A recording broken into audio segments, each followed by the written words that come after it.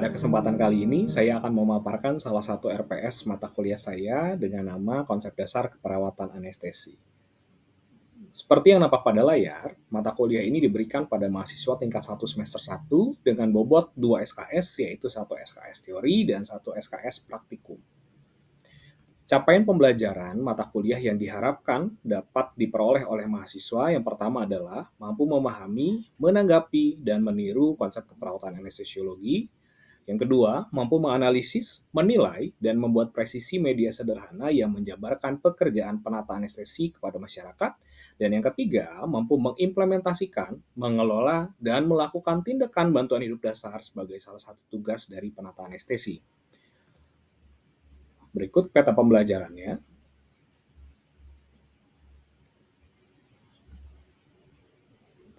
Sementara untuk deskripsi mata kuliahnya adalah, mata kuliah ini menguraikan tentang konsep dasar keperawatan anestesiologi, meliputi sejarah, falsafah, paradigma, profesi penata anestesi, peran, fungsi dan tugas penata anestesi, model-model, dan teori konsep keperawatan anestesiologi, di mana pada mata kuliah ini juga akan dipelajari tren dan isu terkini mengenai keprofesian penata anestesi di Indonesia.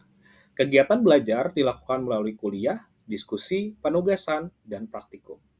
Bahan kajiannya sendiri, pertama, konsep Core, Care, Cure atau 3C dari Lydia E. Hall, dilanjutkan dengan konsep anestesiologi, konsep sistem pelayanan keperawatan anestesi dalam pelayanan kesehatan, peran, fungsi, dan tanggung jawab penata anestesi, standar profesional dalam pelayanan keperawatan anestesiologi, organisasi profesi keperawatan anestesiologi, isu-isu profesi keperawatan anestesiologi, dan konsep bantuan hidup dasar untuk penata anestesi. Sebagai bahan pustaka utama menggunakan regulasi dan juga kebijakan kesehatan terkini, yaitu PMK 18 tahun 2016 tentang izin dan penyelenggaraan praktik penata anestesi. Kemudian salah satu buku yang sudah saya hasilkan dengan judul Asuhan Keperawatan Anestesiologi atau Kesuhan Kepenataan Anestesi atau ASKAN. Kemudian buku Butterworth et al. Dengan judul Morgan and Kyle's Clinical Anesthesiology, edisi ke-6, dan buku Nagelhood tahun 2018 dengan judul Nurse Anesthesia. Sementara untuk pendukungnya sendiri, saya memasukkan 2 buah hasil penelitian saya dengan judul Quality of Work Life of Nurse Anesthetists During COVID-19 Pandemic in Indonesia dan implementasi KMK 722 tahun 2020 tentang standar profesi penata anestesi. Proses pembelajaran mata kuliah ini dilaksanakan dalam 16 kali pertemuan, yaitu 14 pertemuan untuk pembelajaran, 1 pertemuan untuk UTS, dan 1 pertemuan untuk UAS. Pada minggu pertama sampai dengan minggu kelima untuk pembahasan bahan kajian 1 dilaksanakan dengan diskusi, penyampaian materi, pengerjaan tugas berkelompok yang kemudian dipresentasikan oleh mahasiswa, dan juga pengerjaan kuis. Untuk minggu ke-6 sampai dengan minggu ke-7, pembahasan bahan kajian nomor 2 dan juga pengintegrasian hasil penelitian 1 dan hasil penelitian 2, di mana teknik pembelajaran yang digunakan adalah penyampaian materi, diskusi, dan pengerjaan kuis. Di pertemuan ke-8 adalah penyelenggaraan UTS. Selanjutnya, di pertemuan 9 sampai dengan 12 adalah pembahasan bahan kajian nomor 3, di mana teknik yang digunakan adalah penyampaian materi, diskusi, kemudian pengerjaan kuis, dan juga pengerjaan tugas berkelompok. Untuk minggu ke-13 sampai dengan 15 adalah penyampaian bahan kajian nomor 4, dengan teknik pembelajarannya adalah diskusi, kemudian case study, dan juga praktikum di laboratorium. Sementara untuk minggu ke-16 adalah pelaksanaan dari UAS. Penilaian pada mata kuliah ini menggunakan 6 aspek penilaian yang mencakup 15% nilai partisipasi aktif dari mahasiswa, 10% nilai pekerjaan tugas, 10% nilai pekerjaan kuis, 20% nilai UTS, 20% nilai UAS, dan 25% nilai praktikum di laboratorium, di mana nilai keseluruhannya kemudian akan dikonversikan sesuai dengan pedoman penilaian yang ada di Universitas Bhakti Kencana sebagai berikut. Adapun untuk pertemuan yang akan saya sampaikan adalah pertemuan ke-7 yang berjudul Tugas, Peran, dan Fungsi Penata Anestesi dalam Pelayanan.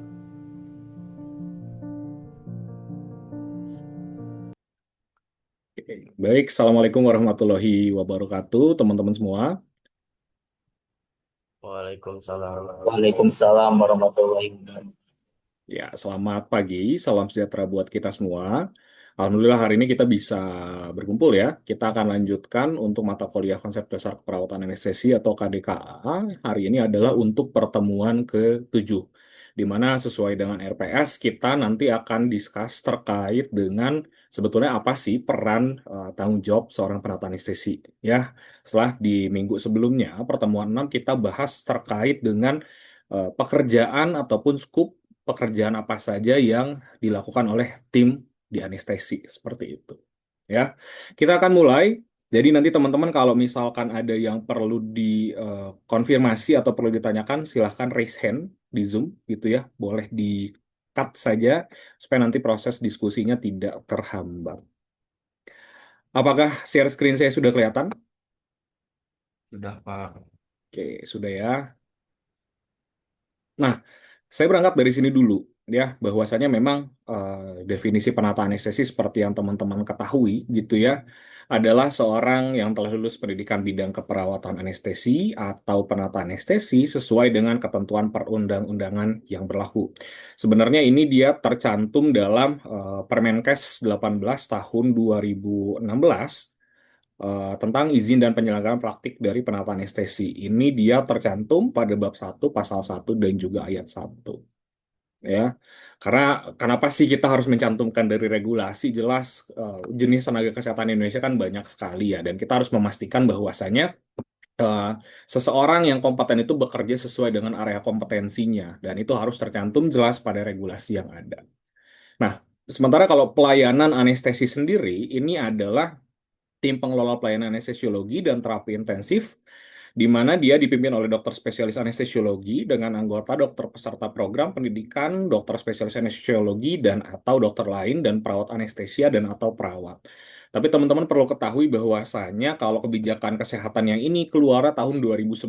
Waktu itu memang pendidikan D4 keperawatan anestesiologi atau STKA sekarang ini dulu belum ada. Ya, jadi kalau dulu masih dia selain dokter spesialis anestesi adalah lulusan D3 keperawatan yang kemudian mengambil pelatihan anestesi karena waktu itu sempat izin pendidikannya kan berhenti. Ya, jadi di 2011 ini perawat anestesia dan atau perawat yang dilatih itu sebetulnya dulu boleh melakukan tindakan anestesi.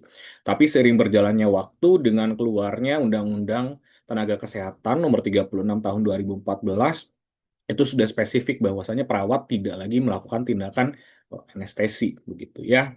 Nah, kemudian ini terjadi perubahan ataupun penyesuaian dari nomenklatur melalui nanti ada di PMK 18 2016 tadi ya, bahwasanya tadi istilah perawat anestesi itu dia perlu dirubah ataupun dimaknai menjadi penata anestesi gitu.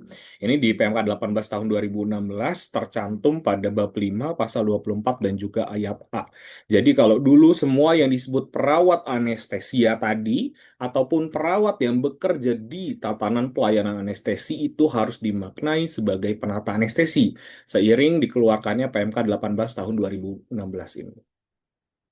Kemudian, setelah penyesuaian nomenklatur gitu ya, ini juga diperkuat dengan Undang-Undang 36 tahun 2014 yang memang menyatakan bahwasanya penata anestesi itu terpisah dari perawat. Mereka termasuk dalam jenis tenaga keteknisian medis begitu ya, bersama dengan optometris, kemudian juga teknik kardiovaskuler, teman-teman dari RMIK, teknisi gigi dan lain-lain begitu. Nah, sementara kalau jenis-jenis perawat sendiri ini adalah ada perawat kesehatan masyarakat, perawat kesehatan anak, kemudian juga perawat maternitas, perawat medikal bedah, perawat geriatri, dan juga perawat kesehatan jiwa. Sehingga jelas ya kalau di perawat sendiri harusnya tidak boleh ada perawat jenis anestesi karena memang keluar tadi dengan PMK 18 2016, perawat anestesi perlu dimaknai sebagai penata anestesi begitu. Nah, kalau kita bicara tugas dan penyelenggaraan praktiknya, seorang penata anestesi ini dia spesifik disebutkan dalam PMK 18 2016 ini mencakup terutama pada area praanestesi, intraanestesi, dan juga di pasca anestesi.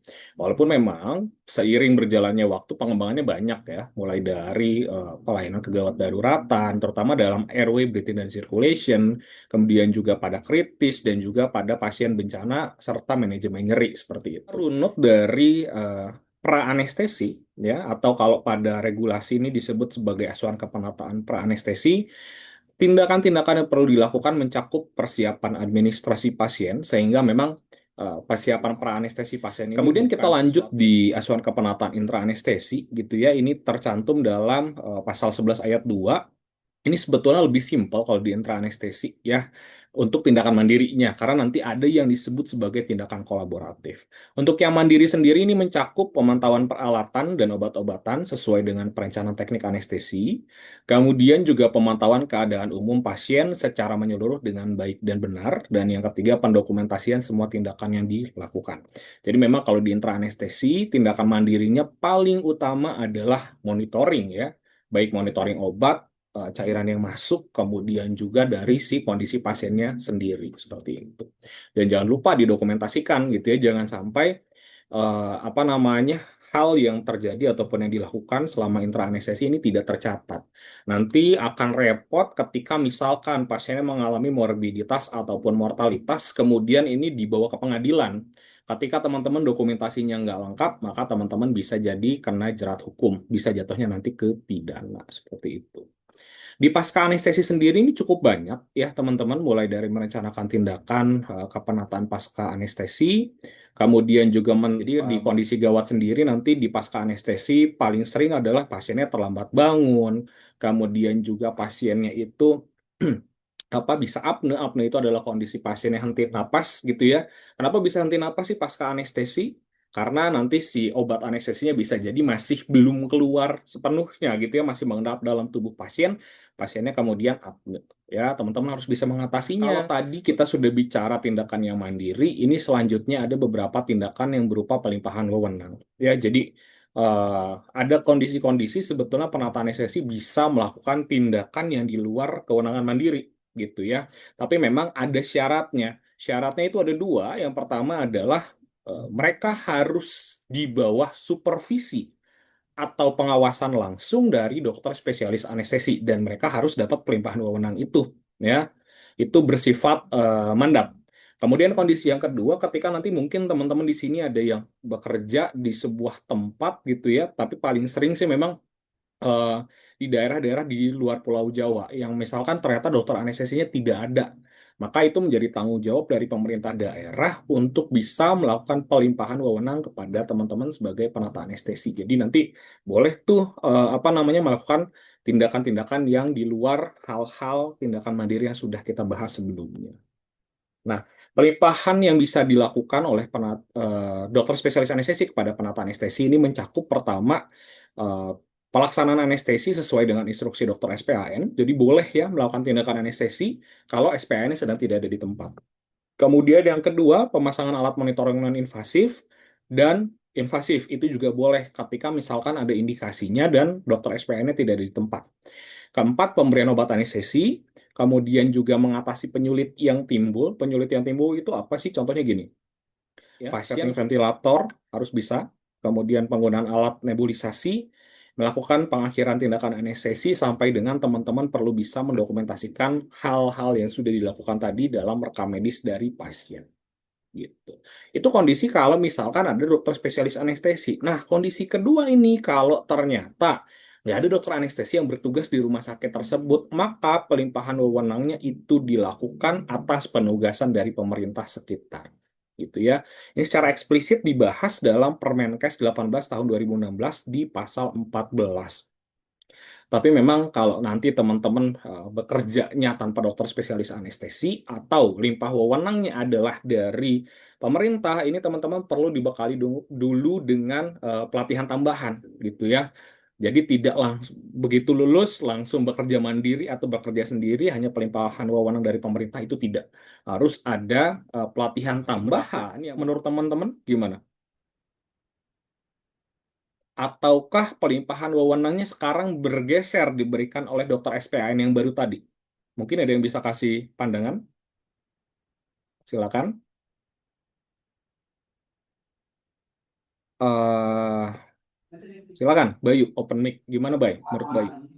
Kalau dari Bayu Pak, jadi kalau misalkan sudah ada dokter spesialisnya, Hmm? kemungkinan dari mandat yang sudah diberikan dari pemerintahnya itu udah berpindah alih ke dokter spesialis gitu Pak.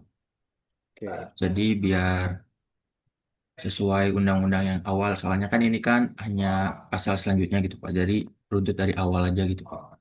Oke, ya baik. Terima kasih Bayu. Jadi betul ya, kalau misalkan sudah datang SPAN-nya misalkan ditempatkan di rumah sakit tempat kita bekerja, maka tadi ketentuan limpah wewenang dari pemerintah daerah itu sudah tidak berlaku. Kenapa? Karena tadi sudah ada SPAN yang sebetulnya secara keilmuan dan secara kompetensi itu jauh lebih menguasai. Jadi nanti limpah wewenangnya betul kita melihat ke pasal yang sebelumnya gitu ya, pasal utamanya dari dokter SPAN. Terima kasih, Bay. Jadi selanjutnya apa namanya? Kalau kita bicara gitu ya, baik penata anestesi yang bekerja dengan dokter SPAN ataupun yang bekerjanya mungkin tidak ada dokter SPAN, ini sebetulnya saya ada sebuah riset gitu ya. Riset saya tahun 2022 tapi publisnya di tahun 2023. Jadi waktu itu saya sempat meneliti kesesuaian dari eh, apa namanya dari kompetensi penata anestesi gitu dibandingkan dengan implementasinya di lapangan ya. Jadi kalau teman-teman nanti bisa lihat ada namanya KMK 722 tahun 2020 tentang standar profesi penata anestesi. Salah satu komponennya itu adalah membahas dari keterampilan klinis yang perlu dilakukan oleh penata anestesi. Jadi ada penjenjangannya. Apakah tindakannya dilakukan mandiri, ataukah perlu di bawah supervisi, atau mungkin penata anestesi itu hanya cukup sekedar tahu saja.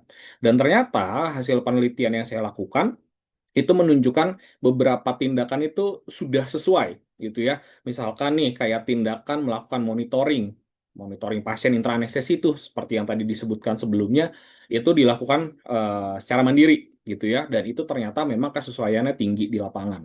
Tapi juga banyak aspek yang ternyata masih belum sesuai. Belum sesuai itu bisa jadi standarnya let's say 2, tapi ternyata penata anestesi melakukan di lapangan itu 4 atau standarnya 3, tapi ternyata penata anestesi tidak pernah melakukan tindakan tersebut. Nah, ya, salah satunya ini adalah pemeriksaan pasca pemasangan ataupun tindakan anestesi epidural. Ini jarang banget dilakukan di lapangan, karena memang prosedur epiduralnya sendiri kalau untuk di daerah Jawa Barat nggak terlalu banyak dilakukan, gitu ya. Jadi penata anestesi pun jarang melakukan. Ini yang banyak melakukan itu di rumah sakit yang vertikal ataupun yang memang kelas B ke atas rumah sakitnya, tipenya, ya. Kemudian yang cukup bagus adalah terkait dengan aspek pelimpahan wewenang dari dokter spesialis anestesi kepada penata anestesi. Ini mayoritas sudah sesuai gitu ya. Ini menunjukkan bahwasannya tingkat kepercayaan atau trust dan juga kolaborasinya baik antara SPN sama penata anestesi. Kemudian beberapa hal yang jarang juga dilakukan adalah keterampilan emergensi dan satu lagi mungkin teman-teman sudah pernah dengar tentang apa namanya standar ASCAN ya. Jadi secara metodologikal penataan anestesi ini masih rendah sekali. Ya, memang standar ASCAN-nya sendiri juga baru keluar di tahun 2023 kemarin. Tapi seharusnya karena ini sudah menjadi standar nasional itu harus segera diadopsi, harus segera dilaksanakan oleh penata anestesi ya. Karena ternyata selain dari prinsip metodological dan juga keterampilan emergensi dan bencana, penata anestesi ini masih jarang yang melakukan. Maka perlu dilakukan pelatihan dan juga pendidikan mendalam supaya memang penata anestesi ini bisa memenuhi perannya ataupun keterampilan klinisnya sesuai dengan standar yang ada. Seperti itu. Pun kalau dari sisi yang positif tadi, walaupun trust-nya sudah bagus sama dokter SPAN, tapi perlu adanya pendidikan yang antar profesi atau kita sebut interprofessional education yang lebih baik gitu ya, untuk menjaga dan juga meningkatkan kualitas kolaborasi dari tim anestesi tadi. Ini sebetulnya pencatatan tindakan tadi sudah kita ulas beberapa kali gitu ya, tapi memang dia secara spesifik itu disebutkan dalam pasal 18. Ini juga tidak kalah penting bahwasanya teman-teman itu kalau memang kompeten, jadi setelah lulus nanti ini kan teman-teman harus ikut uji kompetensi ya. Setelah ikut uji kompetensi itu akan dapat sertifikat kompetensi atau disebut dengan Serkom. Serkomnya nanti teman-teman bisa usulkan untuk membuat namanya STRPA atau surat tanda registrasi penata anestesi ya. STRPA ini wajib dimiliki, kemudian juga nanti kalau kerja misalkan nih, let's say di sini ada Lutfi, Lutfi dari mana Lutfi teh? Asalnya Lutfi Dari Garut, Pak. Garut. Nanti kerja mau di rumah sakit Garut atau mau di mana? Di Rumah Sakit Umum Daerah Selamat Pak di Garut. Oke, di RSUD Garut ya. Berarti nanti Ya, kalau Lutfi sudah lulus, punya STR gitu ya. Kalau STR kan bisa dipakai kerja di mana aja ya. Tapi ya. kalau Lutfi ternyata balik ke Garut, kerja di Garut, maka harus bikin surat izin praktek atau SIP ya. Itu atas nama Lutfi di Rumah Sakit Umum Dr. Slamet Garut. Jadi nggak bisa berlaku. Misalkan Lutfi pengen kerja di Tasik, pengen kerja misalkan di Banten, itu nggak bisa. SIP-nya hanya atas nama Lutfi di Rumah Sakit Dr. Slamet Garut.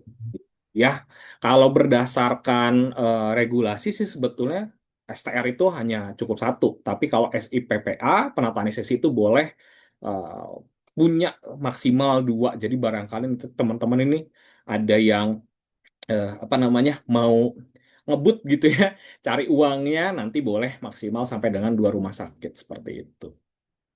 Kemudian juga ini secara tegas gitu ya ditetapkan pada kebijakannya bahwasanya eh, rumah sakit itu dilarang mempekerjakan penataan anestesi yang tidak punya STR ataupun tidak punya SIP gitu. Karena nanti eh, apa namanya dia akan dicek secara berkala gitu ya, dilaporkan kepada Dinkes setempat.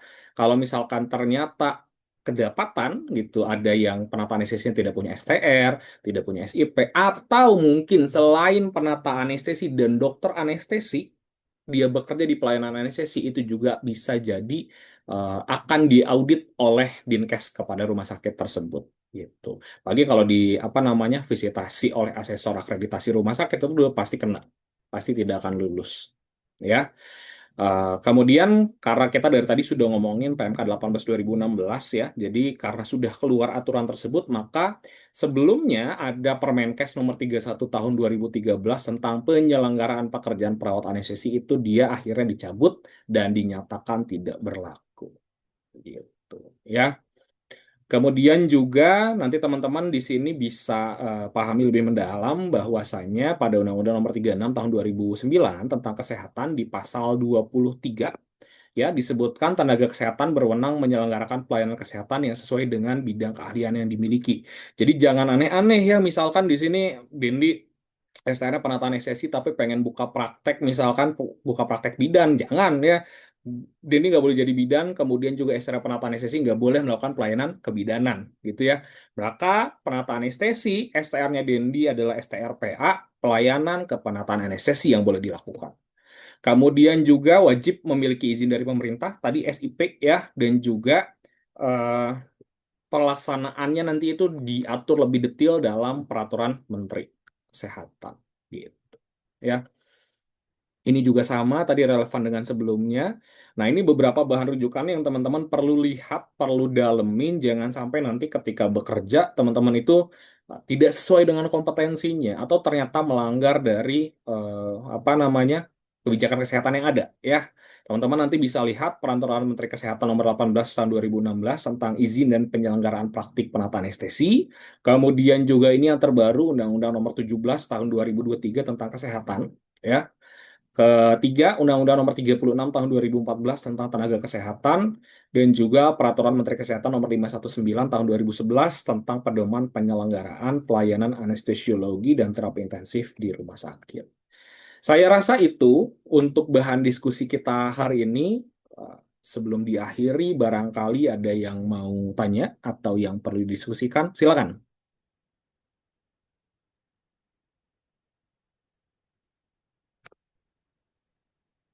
Ada yang perlu dikonfirmasi? Silakan. Kalau enggak, mungkin saya yang confirm ya, saya yang tanya ya. Mohon nanti bisa dijawab. Nabilah, coba. Nabilah, pertanyaan yang sama. Menurut Nabilah, kenapa sih sebetulnya dokumentasi itu urgent dilakukan pada pra, intra, dan pasca anestesi? Nabilah, silakan. Baik Bapak, menurut saya urgensinya itu kan itu mencakup kondisi pasien, terus ke semua apa tindakan yang kita lakukan, itu harus terdokumentasi dengan baik, karena itu juga mencakup keselamatan pasien. Apa saja yang telah kita lakukan itu juga akan bergantung kepada tindakan kita selanjutnya. Jika kita sudah melakukan dokumentasi dengan baik, mungkin juga dapat sehingga tindakan yang kita lakukan itu dapat teratur gitu, seperti itu.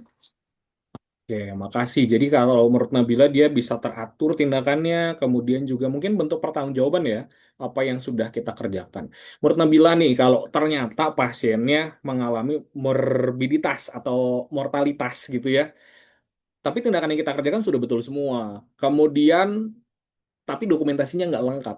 Kira-kira kita sebagai penata anestesi akan tetap bisa kena kasus hukum nggak sih kalau dokumentasi kita nggak lengkap? Em, Sepertinya iya Bapak, bisa. Karena dokumentasi juga kan sebagai bagian dari tanggung jawab kita. Jadi karena dokumentasinya tidak lengkap, berarti kita tidak menuntaskan bagian dari tanggung jawab kita itu. Jadi makanya kita bisa terkena bagian menjadi kasus seperti itu Bapak. Gitu. Oke, baik. Terima kasih Nabila. Mungkin saya kasih kesempatan terakhir. Ada yang mau ditanyakan sebelum ditutup?